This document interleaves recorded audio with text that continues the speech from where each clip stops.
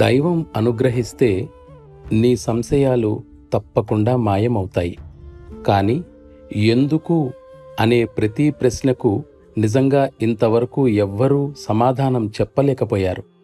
భవిష్యత్తులో కూడా అలా చెప్పగలరనే ఆశ ఎంతమాత్రమూ లేదు.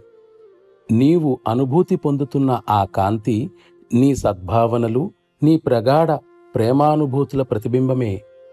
నీవు ఇంతవరకు ధ్యానంలో పురోగమించలేదనే భావాన్ని వదులుకోవాలి.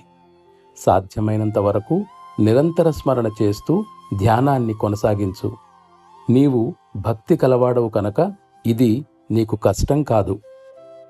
మనస్సు, పదార్థం, ఆత్మల సహజ స్థితిని గురించి చెప్పమని నీవు అడిగావు.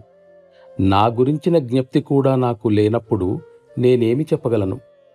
పోనీ నాకున్న విజ్ఞానాన్ని ఆధారంగా చేసుకుని ఊహించి చెబుదామంటే నేను శాస్త్రవేత్తను కాదు.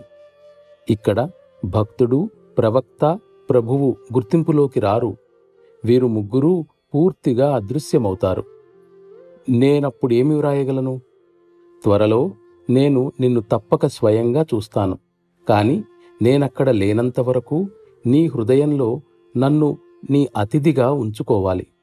నిజంగా నేను అక్కడ స్వయంగా ఉన్నప్పుడు నేను అతిథిని, ఆతిథ్యాన్ని ఇచ్చే యజమానిని కూడా. నీ ప్రార్థన, భక్తి, పవిత్ర భావాలతో ఇతరులను నీవు ఈ మార్గానికి తీసుకొని రాగలవు.